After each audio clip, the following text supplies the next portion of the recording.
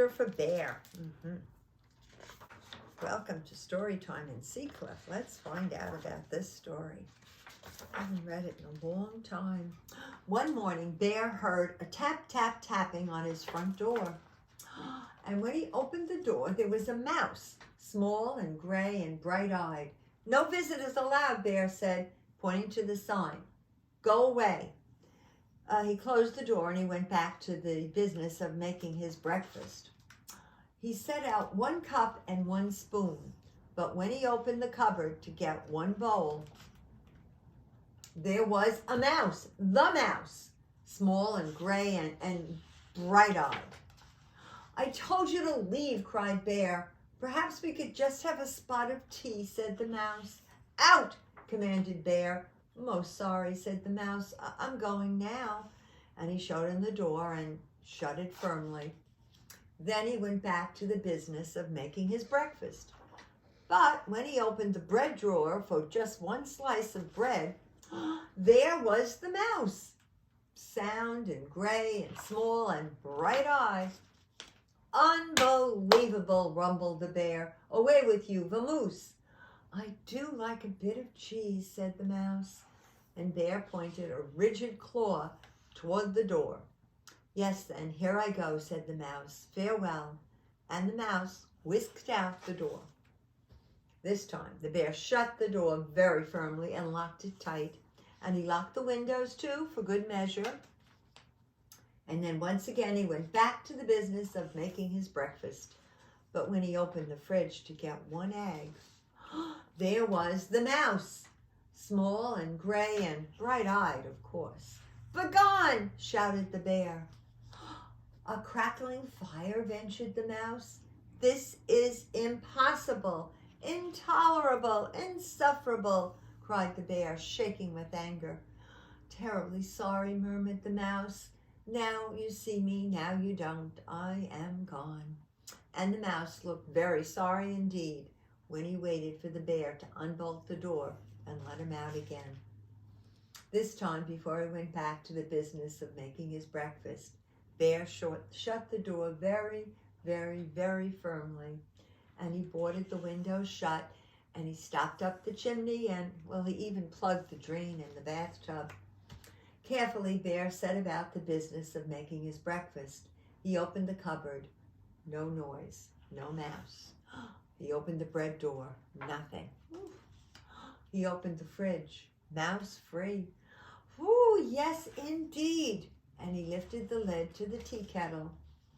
There was the mouse, small and gray, and, well, you know the rest. Bear fell to the floor and wept. "I give up," he blubbered. "You win. I am undone." "So sorry," said the mouse, "but perhaps if I could have a bit of cheese, a cup of tea, and do you think maybe we could unstop the chimney and have a nice fire?" Bear blew his nose with a loud honk. "But then you must go," he sniveled. "No visitors allowed." "You have my word," said the mouse.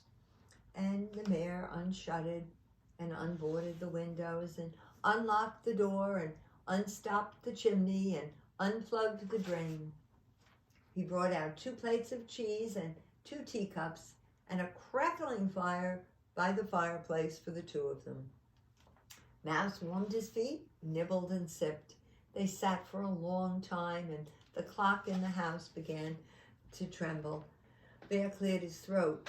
Mouse looked most attentive. No one had ever been more attentive to Bear. "Your fire's nice," the Bear said. "Lovely," said the mouse. No one had ever said Bear's fires were nice. "I can do a handstand," said Bear. "Impossible, impressive." Bear told a joke. The mouse laughed heartily. No one had ever laughed at Bear's jokes before. He began to think of another joke.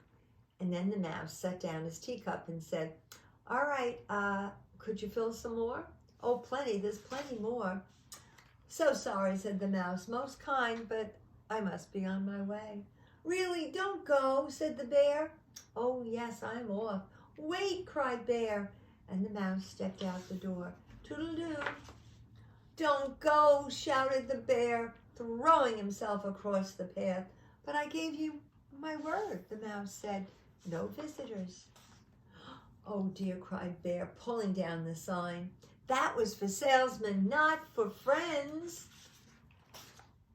Not for friends, asked the mouse, small, gray, and bright-eyed. And Bear nodded, and Mouse's bright eyes glowed brighter, and Bear smiled. Do you like one lump or two? Bear said, very politely. I like two, said the mouse. And Bear agreed. Oh, what a lovely, lovely story. And today, no birthday in particular. Remember, if you have one and you'd like us to sing to you, let us know. But for now, I think we can, what's today? Anything special? We could just sing. We could sing happy birthday to anybody out there, right?